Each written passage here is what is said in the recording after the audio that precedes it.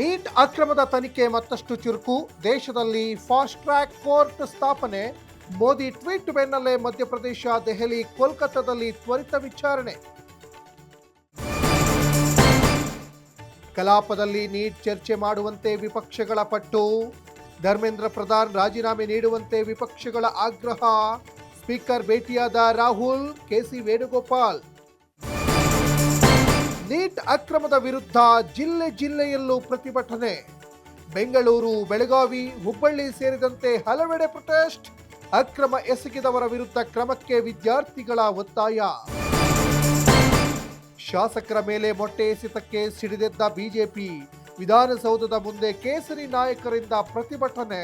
ನೀಟ್ನಲ್ಲಿ ತಪ್ಪು ಮಾಡಿದವರ ವಿರುದ್ಧ ಕ್ರಮ ಕೈಗೊಳ್ಳಿ ಎಂದು ಸಿಎಂ ಡಿಕೆಶಿ ತಿರುಗೇಟು. ಜಮ್ಮು ಕಾಶ್ಮೀರದಲ್ಲಿ ಮಳೆಯ ಅಬ್ಬರಕ್ಕೆ ಅಲ್ಲೋಲ ಕಲ್ಲೋಲ. ಕಣ್ಮುಂದೆಯೇ ಪ್ರವಾಹದಲ್ಲಿ ಕೊಚ್ಚಿ ಹೋದ 12 ಮಳಿಗೆ. ಪ್ರವಾಹದಲ್ಲಿ ಮುಳುಗಿದ ವ್ಯಾಪಾರಿಗಳ ಬದುಕು.